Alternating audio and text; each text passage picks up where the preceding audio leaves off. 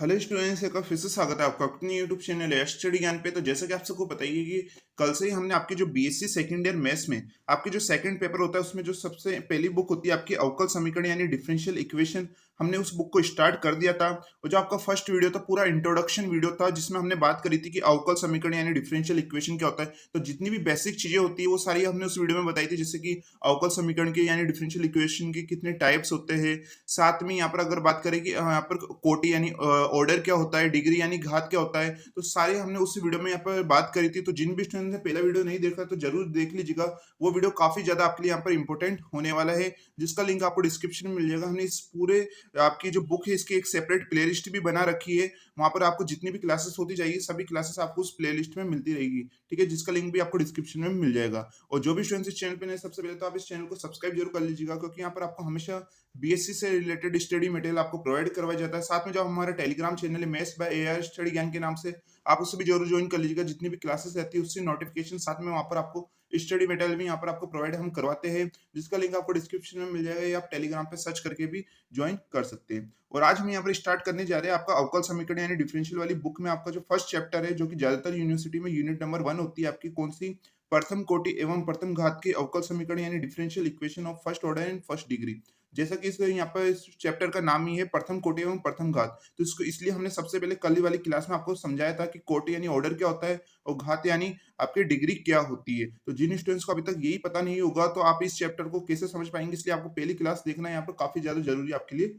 होता है। अब बात करते हैं हम यहाँ पर, जैसा कि आपके इस चैप्टर का नाम है प्रथम कोटि एवं प्रथम घात के अवकल समीकरण यानी differential equation of first order and first degree. तो इसमें क्या होगा, आपकी जितनी भी इक्वेशंस आएगी वो सारी आपकी जिसमें प्रथम कोटि होगी और क्या होगी आपकी प्रथम ही क्या होगी आपकी घात यहाँ पर आपकी होने वाली है। जैसे कि अगर हम एक यहाँ पर बात करते हैं कि यहाँ पर आप मान लीजिए कि यहाँ पर एक क्या है डेरिवेटिव है, कौन सा, डी वाई अपॉन dx। एक ये क्या है डेरिवेटिव है डी वाई अपॉन dx। अब वही यहाँ पर आप देखेंगे प्रथम यहाँ पर डेरिवेटिव है, प्रथम अवकलज है, तो इसकी यहाँ पर आप देखेंगे इसकी ऑर्डर यानी इसकी कोटि क्या हो जाएगी, 1 हो जाएगी। और अगर इसकी घात की बात करें तो इसी की यहाँ पर आपकी पावर क्या हो जाती है, आपकी इसकी घात हो जाती है। जो भी उच्चतम अवकलज होता है यानी हाईएस्ट डेरिवेटिव होता है, तो ये हाईएस्ट डेरिवेटिव है अभी इस इक्वेशन में।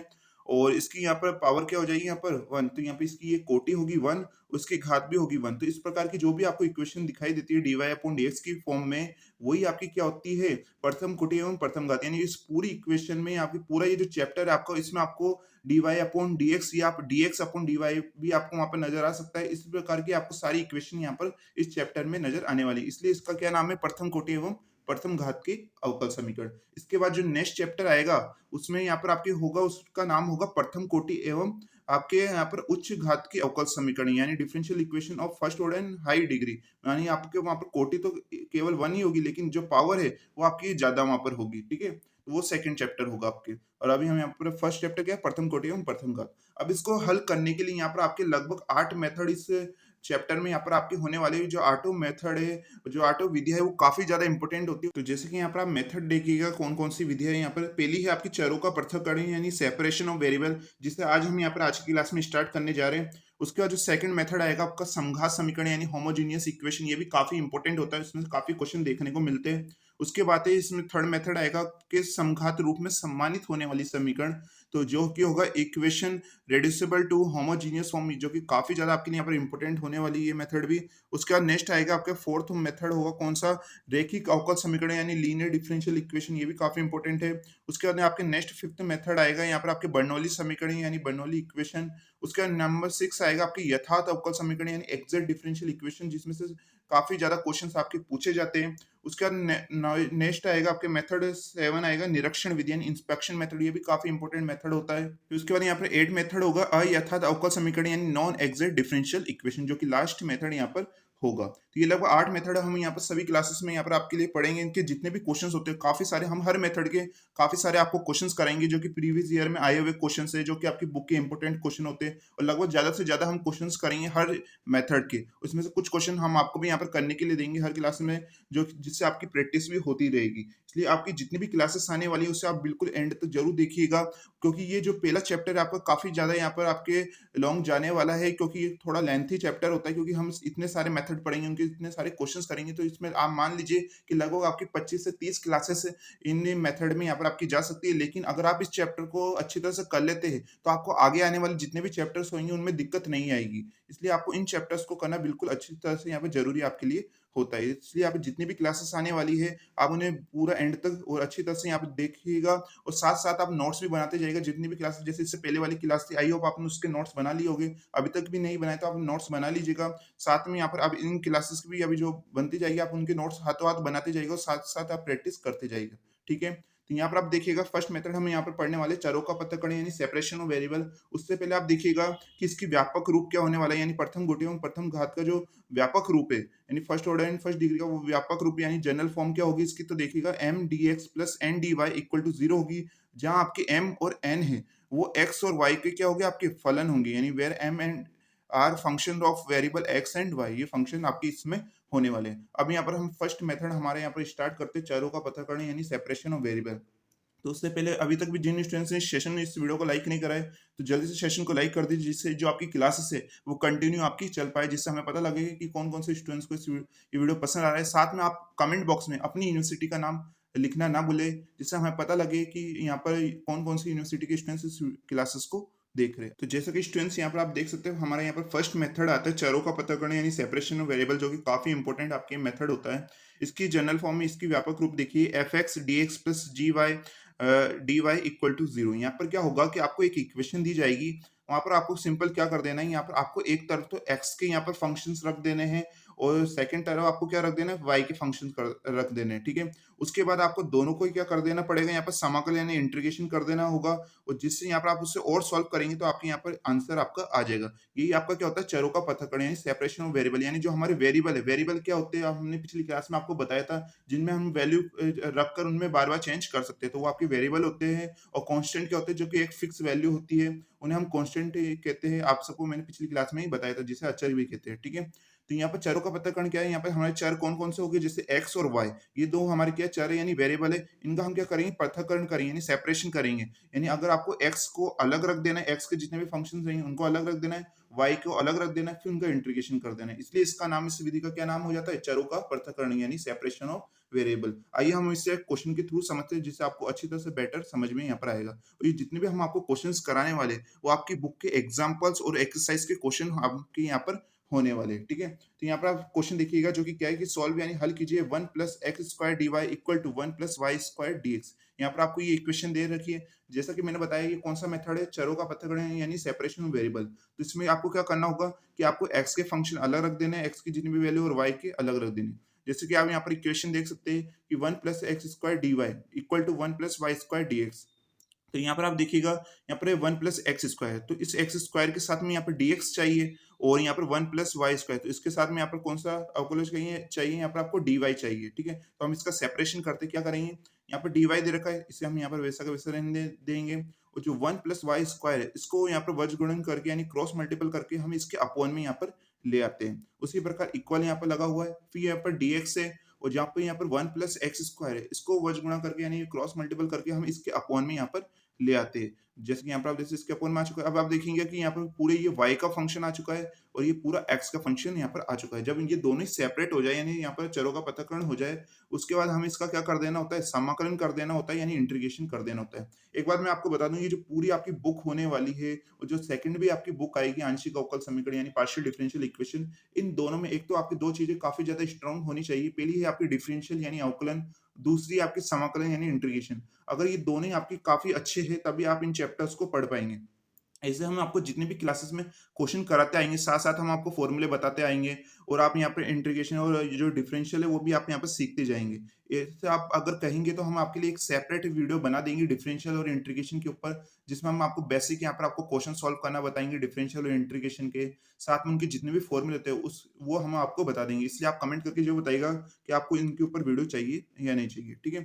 तो यहाँ पर आप देखिएगा कि समाकलन हमें इन दोनों को क्या कर देना है, समाकलन कर देना है यानी इंटीग्रेशन कर देना है, जो कि क्या है dy अपॉन में 1 प्लस वाई स्क्वायर, और यहाँ पर क्या है dx upon 1 plus X square. तो हमें यहाँ पर ये पता लगाना है कि 1 प्लस 1 अपॉन में वाई स्क्वायर का समाकलन यानी इंटीग्रेशन का क्या फॉर्मूला होता है, तो अच्छी तरह से आपने ये 12th क्लास में पढ़ रखा है। जिन स्टूडेंट्स को पता नहीं है तो हम यहाँ पर आपको बता देते हैं साइड में, जितने भी हम इंटीग्रेशन यूज करेंगे फॉर्मूले वो हम यहाँ पर साइड में भी लिख देंगे, जिससे आपको यहाँ पे इसकी नॉलेज हो जाएगी। तो यहाँ पर आप देखिएगा, यहाँ पर है इंटीग्रेशन 1/1 x² dx। तो इसका क्या इंटीग्रेशन का फॉर्मूला होता है, तो इसका इंटीग्रेशन का फॉर्मूला होता है tan इनवर्स x प्लस सी।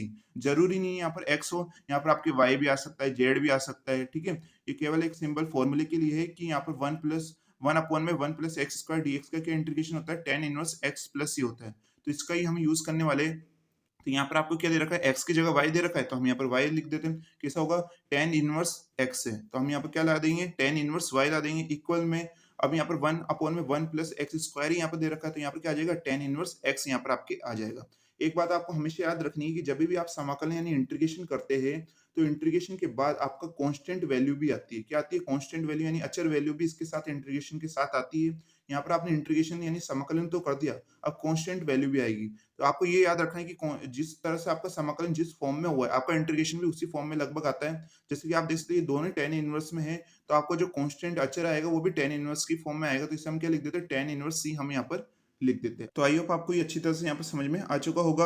अब बात करते हैं हम यहाँ पर, नेक्स्ट स्टेप है हमारी tan inverse y minus tan inverse x equal to tan inverse c। अब इससे आगे कैसे सॉल्व करना है, तो इसमें आपका फॉर्मूला लगेगा। tan inverse y minus tan inverse x को सॉल्व करने के लिए हमारे एक फॉर्मूले की जरूरत होगी, जो कि आपने 12th क्लास में पढ़ रखा है। क्या है कि tan inverse x minus tan inverse y equal to क्या होता है, tan इनवर्स ब्रैकेट में x माइनस y अपॉन में 1 प्लस एक्स वाई यहाँ पर आपके होता है। अभी यहाँ पर आप देखेंगे कि यहाँ पर x है, फिर यहाँ पर y फॉर्मूले में, लेकिन आपकी जो यहाँ पे स्टेप आ रही है उसमें पहले y आ रहा है फिर x आ रहा है। तो हम यहाँ पर सिंपल क्या करेंगे, हमारे फॉर्मूले में जहाँ पर भी आपको x नजर आ रहा है वहां पर हम y रिप्लेस कर देंगे और y की जगह हम वहां पर x लिख देते हैं, ठीक है। तो क्या करते हैं हम यहाँ पर देखिएगा, tan इनवर्स लिखा, x की जगह आपको क्या लिखना है, y लिखना है, y की जगह x लिख देना है, y माइनस एक्स अपॉन में 1 प्लस एक्स वाई की जगह क्या लिख दीजिए, 1 प्लस वाई एक्स लिख दीजिए, इक्वल टू में आपका tan इनवर्स c की जगह वैसा का वैसा यहाँ पर ये रहने वाला है। उसके बाद यहाँ पर आप नेक्स्ट स्टेप में देखिएगा कि यहाँ पर अभी आपके फैक्टर की फॉर्म में आ चुका है, तो यहाँ पर tan इनवर्स है और यहाँ पर भी tan इनवर्स है, तो ये एक दूसरे से क्या हो जाएंगे, हट जाएंगे। यहाँ पर tan इनवर्स से tan इनवर्स यहाँ पर आपके हट जाएगा और क्या बचेगा, y माइनस एक्स अपॉन में 1 plus y x equal to क्या आ जाएगा आपके यहाँ पर c यहाँ पर आपके बच जाता है, क्योंकि tan इनवर्स से यहाँ पर इससे हट चुका है तो c आ जाता है। फिर हम इसका क्रॉस मल्टीपल कर देते हैं यानी वज गुणा कर देते हैं, यानी जो अपॉन में 1 प्लस वाई एक्स है इसको इस c से मल्टीपल कर देते हैं। क्या आएगा फिर यहाँ पर y minus x equal to में c और यहाँ पर क्या आ जाएगा 1 प्लस वाई एक्स यहाँ पर आपके आ जाता है, और ये क्या होता है आपका आंसर निकल के आ चुका है। आई होप आपको ये अच्छी तरह से ये क्वेश्चन है समझ में आ चुका होगा। बिल्कुल सिंपल क्वेश्चन होने वाले, चर पृथक्करण विधि यानी सेपरेशन वेरिएबल के बिल्कुल आसान क्वेश्चन होते हैं।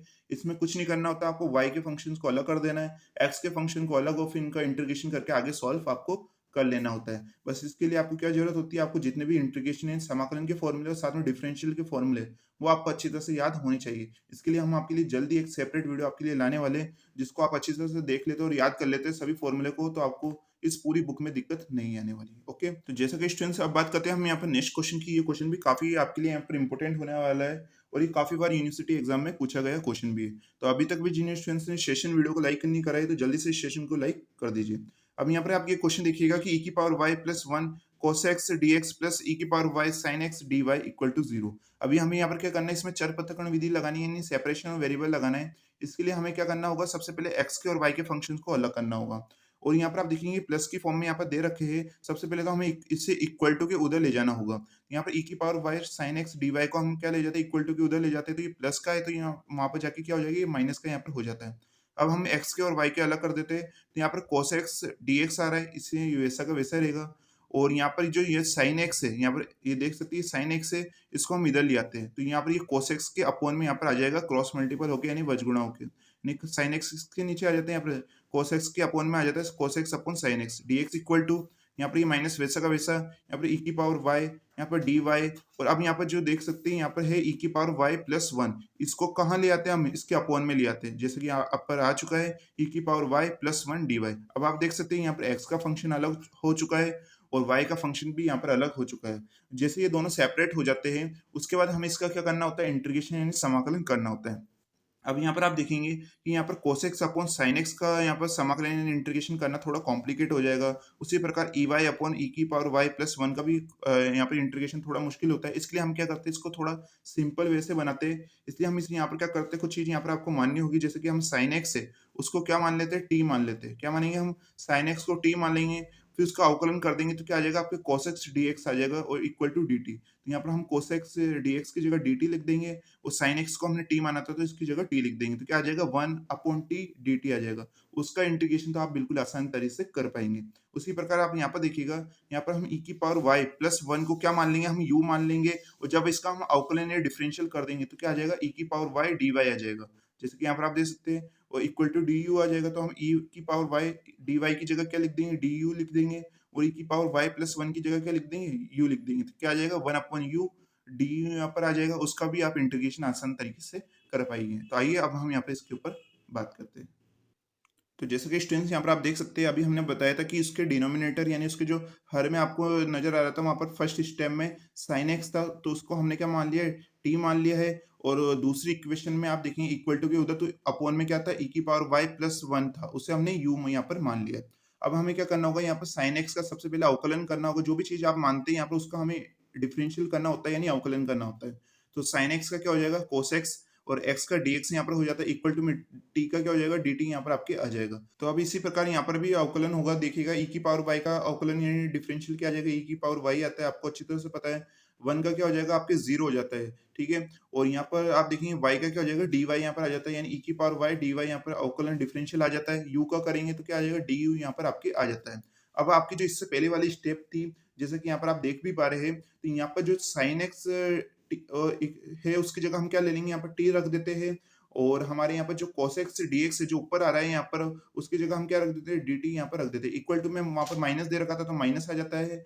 और अपॉन में आप देखेंगे तो वहां पर क्या आ रहा था, ई की पावर वाई प्लस वन आ रहा था, उसकी जगह हम क्या लिख देते हैं, यू लिख देते हैं। और अपॉन में ऊपर वहां पर ई की पावर वाई डी वाई आ रहा था, उसकी जगह हम डी यू यहाँ पर लिख देते हैं, जिससे आपकी ये स्टेप यहाँ पर बन के आ जाती है। और अब आप इसका समाकलन यानी इंटीग्रेशन बिल्कुल आसान तरीके से कर सकते हैं। देखिएगा कैसे होगा कि यहाँ पर वन अपॉन टी का समाकलन इंटीग्रेशन क्या होता है, आपको अच्छी तरह से पता है कि वो क्या होता है, log टी यहाँ पर होता है। यानी वन अपॉन एक्स का इंटीग्रेशन क्या होता है, log एक्स होता है। तो एक्स की जगह जो भी चीज आती जाएगी वो यहाँ पर आपके रिप्लेस हो जाएगी। तो वन अपॉन टी का क्या हो जाएगा, log टी हो जाएगा, इक्वल टू में वन अपॉन यू का क्या हो जाएगा, log यू यहाँ पर हो जाएगा। यहाँ पर माइनस दे रखा था तो यहाँ पर भी माइनस आ जाता है।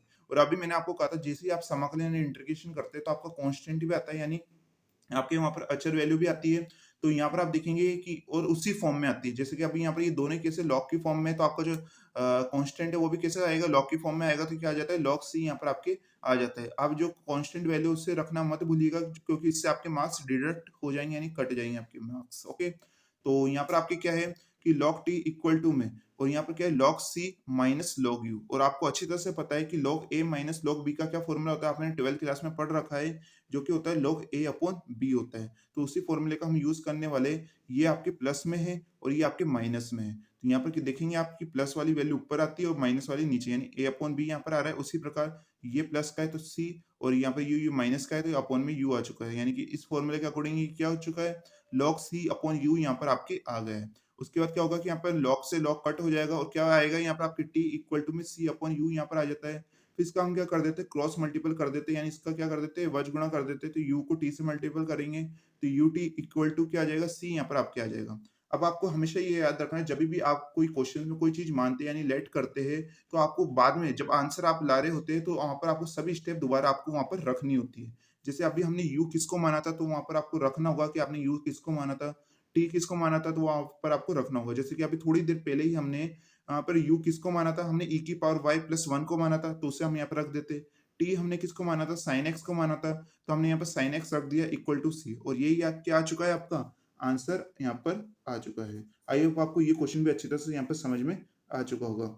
अब बात करते हैं हम यहाँ पर नेक्स्ट क्वेश्चन की। इसे भी आप बिल्कुल यहाँ पर ध्यान से देखिएगा, ये आज की क्लास का हमारा लास्ट क्वेश्चन होने वाला है। तो जैसा कि स्टूडेंट्स यहाँ पर आप ये नेक्स्ट क्वेश्चन देख सकते हैं, जो कि काफी इंपॉर्टेंट क्वेश्चन होने वाला है, जो कि क्या है कि D Y upon D x equal to E की power X minus Y plus X square और ई की पावर माइनस वाई। अब इसे हम सॉल्व करते हैं चर पृथक्करण विधि से, यानी सेपरेशन ऑफ वेरिएबल से। यहाँ पर आप सॉल्यूशन में देखिएगा कि D Y upon D x equal to में भी ये पूरी की पूरी स्टेप हम यहाँ पर लिख देते हैं। उसके बाद में यहाँ पर आपको इन्हें सेपरेट करना होगा, तो यहाँ पर आप देख सकते हैं ई की पावर एक्स पहले हम इस प्रकार लिख देते हैं, फिर ई की पावर माइनस वाई इसे हम इस प्रकार से यहाँ पर लिख देते हैं, ठीक है, क्योंकि यहाँ पर हमें एक्स और वाई के जो फंक्शन है उन्हें सेपरेट करना होगा, इसलिए हमने यहाँ पर इन दोनों को अलग यहाँ पर कर दिया है। फिर प्लस एक्स स्क्वायर ई की पावर माइनस वाई। ओके, अब नेक्स्ट स्टेप में क्या होगा, यहाँ पर भी ई की पावर माइनस वाई आ रहा है और यहाँ पर भी ई की पावर माइनस वाई आ रहा है, तो हम इन दोनों में से ई की पावर माइनस वाई को कॉमन ले लेते हैं, तो ब्रैकेट में क्या आएगा, यहाँ पर ई की पावर एक्स फिर प्लस और एक्स स्क्वायर यहाँ पर आपके आ चुका है। अब आपको सिंपल क्या कर देना है कि यहाँ पर आपको एक्स के अलग फंक्शन रख देने हैं और वाई के अलग, तो यहाँ पर ऊपर क्या दे रखा है, डी वाई दे रखा है, तो ऊपर dy है तो यहाँ पर y के ही फंक्शन यहाँ पर आने वाले हैं। ओके, और इस dx को हम इधर क्रॉस मल्टीपल करके इधर भेज देंगे यहाँ पर। ओके, तो यहाँ पर dy दे रखा है तो यहाँ पर हमें y के लाना होगा, यहाँ पर y की क्या है, इस स्टेप में आप देखेंगे केवल एक ही है कि e की पावर y, e की पावर माइनस वाई, तो इसको कहाँ ले आते हैं, हम इधर की तरफ ले आते हैं, और यहाँ पर ये ऊपर दे रखा है तो इधर आएगा जब ये आपके, तो यहाँ कहाँ आएगा, अपोन में आएगा, तो 1 अपॉन में e की power minus y D y यहाँ पर आ चुका है। इक्वल में आप देखेंगे इस एक्स स्क्वायर को हम आगे लिख देते हैं, फिर प्लस e की पावर x को पीछे हम यहाँ पर लिख देते हैं, और जैसे ये dx इधर क्रॉस मल्टीपल होकर इधर आ गया था तो यहाँ पर dx आ चुका है। अब यहाँ पर आप देखेंगे कि हम यहाँ पर आपकी ये पूरी स्टेप बन चुकी है, y के फंक्शन अलग हो चुके हैं और x का फंक्शन यहाँ पर आपके अलग आ चुका है। अब इसमें हम यहाँ पर एक और चीज करते हैं कि यहाँ पर अपॉन में क्या है, e की पावर माइनस वाई है, यहाँ पर आपको दे रखा है, तो इसको कहाँ ले जाते हैं, हम ऊपर की तरफ ले जाते हैं। जैसे ही आप पर e की पावर माइनस वाई ऊपर जाएगा तो ये क्या चेंज हो जाएगा, आपकी e की पावर y, ये माइनस वाई से किस में चेंज हो जाएगा, प्लस वाई में चेंज हो जाएगा, जैसे यहाँ पर ये आपके ऊपर जाता है। तो क्या आ चुका है, e की power y dy equal to में इससे एक्स स्क्वायर को dx से मल्टीपल करते हैं, क्या आ जाता है, एक्स स्क्वायर dx फिर प्लस e की पावर x को dx से मल्टीपल करेंगे तो क्या आ जाएगा, e की पावर x dx यहाँ पर आ चुका है। अब यहाँ पर y के फंक्शन और x के फंक्शन यहाँ पर सेपरेट हो चुके हैं। अब आपको सिंपली इसका क्या कर देना है, समाकलन यानी इसका इंटीग्रेशन कर देना है। यहाँ पर आप देखेंगे कि e की पावर y का इंटीग्रेशन यानी समाकलन क्या होता है, आप सबको पता है कि e की पावर का जो भी इंटीग्रेशन या कहे या समाकलन और चाहे तो या अवकलन या डिफरेंशियल दोनों रूप में आपका सेम टू सेम आता है। तो e की पावर y का क्या आ चुका है, e की पावर y आ चुका है इक्वल टू में एक्स स्क्वायर का क्या इंटीग्रेशन हो जाएगा, एक्स क्यूब। यहाँ पर आप देख सकते हैं इंटीग्रेशन या समाकलन क्या होता है, जो भी पावर होती है उसमें वन ऐड हो जाता है, आपके क्या हो जाता है, वन ऐड हो जाता है। अवकलन यानी डिफरेंशियल में तो माइनस होता है और समाकलन इंटीग्रेशन में क्या होता है, प्लस। तो यहाँ पर 2 में क्या हो जाएगा, +1 हो जाएगा, तो यहाँ पे क्या हो जाएगा, x की पावर 3 हो जाएगी, और वही क्या स्टेप नीचे भी आपके अपॉन में डिवाइड हो जाती है, यानी 2 + 1 है वो अपॉन में भी हो जाएगा, यानी 3 यहाँ पर आपके आ चुका है। तो x की पावर 3 अपॉन में 3, फिर प्लस में e की पावर x का समाकलन क्या होगा, e की पावर x ही होगा, साथ में यहाँ पर कांस्टेंट वैल्यू आपकी c यहाँ पर आ जाती है, और ये क्या होता है, आपका आंसर निकल के यहाँ पर आपका आ चुका है। आई होप आपको जितने भी आज के हमने क्वेश्चंस कराए वो अच्छी तरह से यहाँ पर समझ में आ चुके होंगे। अभी यहाँ पर आपके और भी चर पृथक्करण विधि यानी सेपरेशन ऑफ वेरिएबल के आप पर आपके काफी सारे क्वेश्चंस आने वाले हैं, जिन्हें हम यहाँ पर नेक्स्ट क्लास में करने वाले हैं। तो आपके लिए नेक्स्ट क्लास है वो भी आपके लिए काफी ज्यादा इंपॉर्टेंट होने वाली है, तो आप नेक्स्ट क्लास में भी बने रहिएगा, क्योंकि आज के जो क्वेश्चन थे वो थोड़े बेसिक लेवल के क्वेश्चन थे, और अब आपको नेक्स्ट क्लास में थोड़े चर पृथक्करण विधि के और भी अच्छे क्वेश्चन आपको देखने को मिलने वाले हैं। तो आप नेक्स्ट क्लास में बने रहिएगा, उसका लिंक आपको डिस्क्रिप्शन में मिल जाएगा। और आज की क्लास कैसी लगी आपको सभी स्टूडेंट्स को कमेंट करके जरूर बताना है, क्योंकि आप जितनी ज्यादा कमेंट करेंगे तभी आपकी ये जो क्लासेस है वो आपकी निरंतर आपकी कंटिन्यू आपकी चल पाएगी। इसलिए आपको सभी स्टूडेंट्स को कमेंट जरूर करना है, इस वीडियो को लाइक करना ना भूलें। तो मिलते हैं नेक्स्ट वीडियो में, तब तक के लिए पढ़ते रहिए और सीखते रहिए।